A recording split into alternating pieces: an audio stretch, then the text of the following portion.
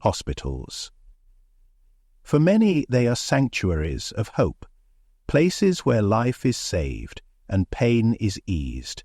But behind the scenes of these hallowed halls, there's another side. One most of us will never see. One that lingers long after the lights go out and the last patient is wheeled away. What happens when a hospital is abandoned? When the machines fall silent, the hallways empty, and the only visitors are time, decay, and something darker. These places, once brimming with the urgency of life, now hold whispers of unfinished stories, stories that claw their way to the surface, demanding to be heard. The echoes of agony and desperation don't fade, they remain. These hospitals are not empty. They are haunted by something that refuses to let go.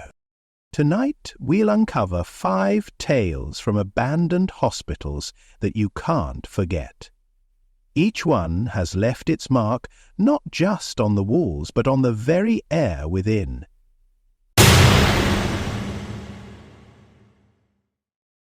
These are the true stories of lives interrupted, of horrors left behind, and of places that will make you question everything you thought you knew about the afterlife.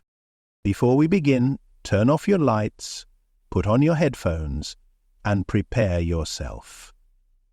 Because once you step inside, you may never see these hospitals the same way again. In the heart of the Midwest, hidden by a forest that seemed almost eager to swallow it whole, lies the remnants of St. Mark's Asylum. Built in the 1920s, it was hailed as a cutting-edge facility for mental health treatment. But behind the promises of healing and hope was a much darker truth. At its peak, St. Mark's housed over 500 patients, many of them suffering from severe psychiatric conditions. Its methods, though celebrated at the time, would now be considered barbaric. Lobotomies, electroshock therapy without anesthesia, and isolation chambers were just a few of the treatments inflicted upon those deemed too difficult to manage. Ward C, or what the staff called the Screaming Ward, was where the most violent and disturbed patients were kept. It was a place no one wanted to be. Patients claimed to hear voices, see figures standing in the dark corners, and feel unseen hands grabbing at them. Staff avoided it unless absolutely necessary, and after the hospital's closure in 1975, Ward C became the focus of every rumor about the asylum's haunting.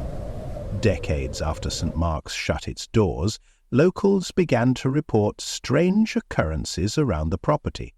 At night, distant screams could be heard coming from the direction of the hospital, even though it had been empty for years. Urban explorers who dared to venture inside claimed they felt overwhelming dread the moment they stepped into Ward C. Some even said they heard voices whispering their names. In 2012, a paranormal investigator named Eric Daniels decided to spend the night in Ward C, determined to capture evidence of the unexplained. Armed with nothing but a camera, a recorder, and a flashlight, Eric entered the asylum at dusk. By midnight, he had already begun to regret his decision. Eric later described the experience as something out of a nightmare. As he moved deeper into the ward, the air grew heavier, colder. Then he heard it, the unmistakable sound of someone screaming. It wasn't faint or distant. It was as though someone was right there in the room with him. As he was screaming, it was as though someone was right there in the room with him. Panicked but determined, Eric continued filming. Moments later, footsteps began to approach him. Slow, deliberate, and heavy. They echoed down the empty corridor, growing louder with each step. But when Eric shone his flashlight in the direction of the sound, there was no one there. When Eric reviewed his footage the next morning, he noticed something he hadn't seen in the moment. In the corner of the ward where he had seen the shadow, the camera captured something even more chilling. A faint outline of a figure crouching, its head tilted at an unnatural angle, staring directly at him. The footage ends abruptly, with Eric's voice trembling as he says, "I need to get out of here." Eric never returned to St. Mark's. Today the hospital remains abandoned, its doors sealed shut by local authorities. But the screams from Ward C, they haven't stopped. Every haunting has its clues. Small, inexplicable moments that at first seem easy to dismiss. A sound, a shadow, or an object that's not where you left it. But as the pieces come together, they paint a picture far more terrifying than anyone could imagine. In the late 1990s, a group of urban explorers entered St. Anne's Sanitarium, a facility that had been abandoned for over 40 years. Among the ruins, they found something that immediately set them on edge. An old rocking chair that seemed to move entirely on its own. One of the explorers, a skeptic, brushed it off, probably a breeze, he said, but the others couldn't shake the feeling that they weren't alone. They didn't know it yet, but that rocking chair was only the beginning. Later that night, as they reviewed their footage, they noticed something chilling. The chair didn't just rock back and forth. It stopped abruptly, as if someone had gotten up from it. But no one else was in the room. St. Anne's Sanitarium was more than just a hospital. It was a final refuge for those deemed untreatable. Some were children, abandoned by families who couldn't handle their care. Others were adults, left to live out their days in isolation. The rocking chair, as it turned out, had once belonged to a nurse named Margaret. Margaret worked in the children's ward, a place filled with joy during the day, but plagued by sorrow at night. She was known for sitting in that very rocking chair, soothing her patients to sleep with lullabies. But, after one particularly harsh winter, an outbreak of tuberculosis swept through the ward, claiming the lives of almost every child under her care. Devastated by guilt, Margaret disappeared. Some say she left the hospital, others believe she ended her life right there in the children's ward. But her presence never left. Staff reported hearing lullabies echoing through the halls long after her disappearance. And then the knocking started. At first they thought it was the wind, but the sound was too deliberate. 3 knocks, a pause, then 3 more. They followed the noise, their flashlights illuminating the long, empty hallway leading to the children's ward. As they entered the ward, the knocking stopped, but on one of the beds they saw something that made their blood run cold. The small toy bear they had seen earlier was now sitting upright in the rocking chair. One of the explorers reached out to touch the bear, but before he could, the chair stopped dead. In the silence that followed, they all heard it. Margaret's voice whispering, "They're not safe. They're never safe." And this is unusual, isn't it? They fled the sanitarium that night, but not before one of them snapped a photo of the chair. When they looked at it later, they noticed something they hadn't seen in the moment, a faint figure standing in the corner, watching them leave. Was it Margaret? Or was it something else? To this day, the rocking chair remains in the children's ward, untouched, still waiting for its next visitor. Latest on campus, visitor Rockbottom had to stop short when she heard screams and a light talk. Nestled on the outskirts of a quiet village in northern Japan lies Koshin Children's Hospital. Once a beacon of hope for families with terminally ill children, the hospital now stands as a crumbling monument to grief and unanswered questions. Its doors closed in 1995 after a devastating earthquake left the structure irreparably damaged. But even after all these years, its halls are anything but silent. During its operation, Cochin was known for treating children with rare and untreatable illnesses. Families travelled for miles, desperate for a chance at survival. But behind the hospital's reputation for compassion lurked rumours of something far darker. Ward B was said to house the most critical cases. No visitors were allowed inside, not even parents. Many claimed the ward was used for secretive and unethical experiments on the children, though no evidence was ever found.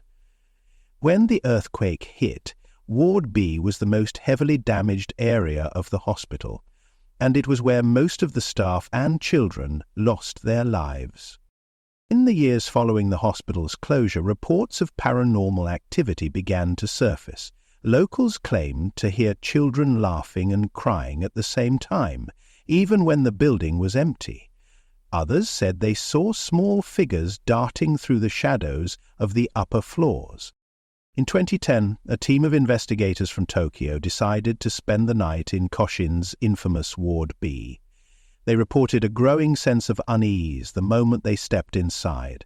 The air was thick, heavy, as though they were being watched. But it wasn't until they reached the end of the hallway that things took a terrifying turn. Most of the investigators, Satoshi Yamada, felt a sudden, sharp pressure on his shoulder. When he turned around, there was no one there. Moments later, another member of the team noticed something even more disturbing. Tiny handprints had appeared on Satoshi's back, as though a child had grabbed onto him. But the most chilling discovery came later that night, when the team reviewed their audio recordings. Among the static and background noise, they captured a voice, a faint whisper that sent shivers down their spines. The voice was unmistakably that of a child, and it was filled with pain. Satoshi described it as one of the most harrowing moments of his career. Even the skeptics on the team were left shaken. Determined to uncover the truth behind the haunting, Satoshi began digging into the hospital's history. What he found was more horrifying than any ghost story. The records showed that every child admitted to Ward B in its final months had succumbed to their illnesses within days of each other. No official cause of death was ever recorded, only vague notes about complications and unexplained symptoms. Families were told it was just a tragic coincidence. But survivors of the hospital's staff later came forward with a different story. They claimed that the hospital's head physician had been experimenting with an unapproved drug, a desperate attempt to cure the incurable. The drug, they said, had fatal side effects, and when the experiment failed, the records were destroyed to cover up the scandal. Whether the children of Ward B are victims of medical malpractice or restless spirits unable to find peace, one thing is certain. Their voices still echo in the halls of Cochin Children's Hospital, a haunting reminder of the lives lost within its walls. Excerpt of Chapter 1. St. Benedict's Surgical Hospital in New England was once renowned for its advanced procedures and pioneering surgeons, but by the 1970s the hospital had gained a far darker reputation. An unusually high number of patients never left the operating room alive. By the time it closed in the early 1980s, St. Benedict's was known less for saving lives and more for the rumours of malpractice, negligence and unexplained deaths that haunted its halls. For years, urban explorers have been drawn to St. Benedict's, lured by its dark history and the promise of uncovering its secrets. Many claim the building feels different from other abandoned places, colder, heavier, as though the walls themselves are watching. All of that stopped Mildred from attempting an unlimited escape. One explorer, Emily Harper, described an overwhelming sense of dread as she neared the operating rooms. She felt as though she was being watched, her every step scrutinized by unseen eyes. Inside, Emily found an operating table covered in dust and rusted surgical tools scattered on a metal tray. But just as she was about to step closer, she heard it. The unmistakable sound of a scalpel sliding across the tray, as though someone had just picked it up.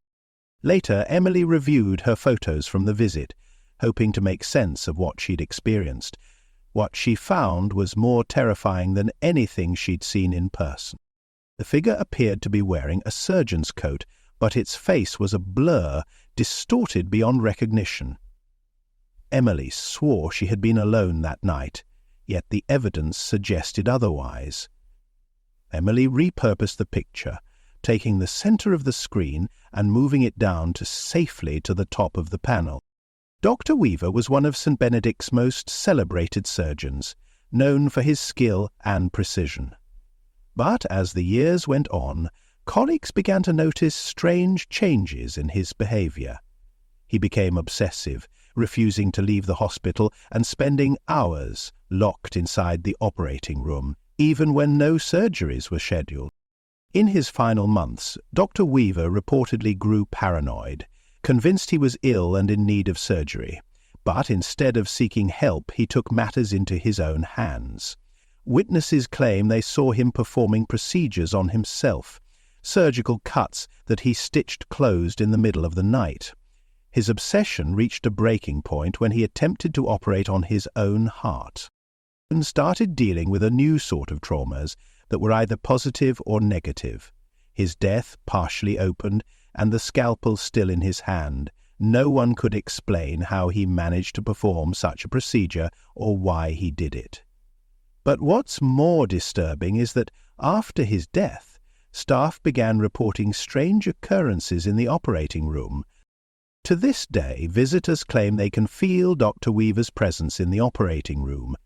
Some hear the faint sound of surgical tools clinking, while others report seeing a shadowy figure standing by the table waiting for his next patient.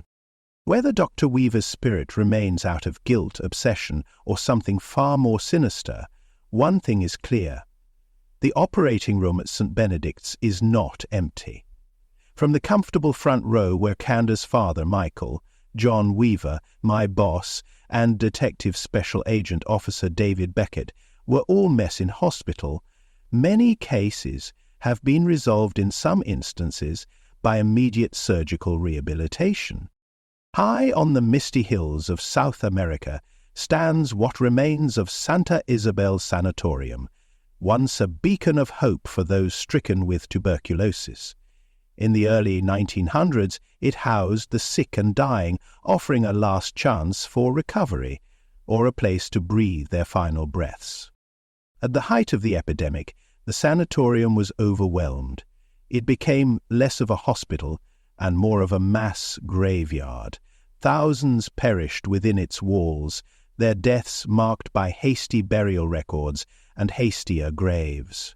But according to locals, not all of the patients left. For decades, witnesses have reported the same haunting image: a lone patient standing at the window of the top floor, draped in a hospital gown, their head tilted as though watching the living pass by. Another visitor claimed to have heard heavy coughing echoing through the empty halls. He described feeling a tightness in his chest, as though the air itself carried the sickness that once plagued the sanatorium. And the investigators pressed on, drawn to the top floor, where the reports of the figure were most frequent. As they approached the last patient room, the sound of coughing grew louder, accompanied by a low, guttural wheeze. The group stopped dead in their tracks when they heard a voice, a dry, rasping whisper that seemed to come from the shadows. Panicked, they turned to leave, but one investigator felt a tug on her coat. When she turned, no one was there. Moments later, the door to the patient room slammed shut behind them, though no wind had passed through the building. End footnote. Among the files, they uncovered the story of patient 317, a man in his 30s admitted with advanced tuberculosis. His notes detailed a desperate hope for an experimental surgery, but the operation was delayed due to a shortage of doctors. Patient 317 spent his final days confined to his room, coughing endlessly, waiting for help that never arrived. Patient 317 died alone, his surgery never performed, but it seems he never left. His spirit is said to linger in the sanatorium, waiting for a doctor who will never come. Dr. Edelstein by Samuel Algernon Lowry. The eternal patient of Santa Isabel reminds us of the suffering and loneliness that plagued so many in places like this. Whether you believe in ghosts or not, one thing is certain: this sanatorium holds memories that refuse to die. One bishop said it best: "When my door opens, I let it in." We've walked through the crumbling walls of forgotten places tonight. 5 stories of hospitals, once meant to heal, but now steeped in sorrow, fear, and unanswered questions. Finally, warned the editor, what lingers in these abandoned halls?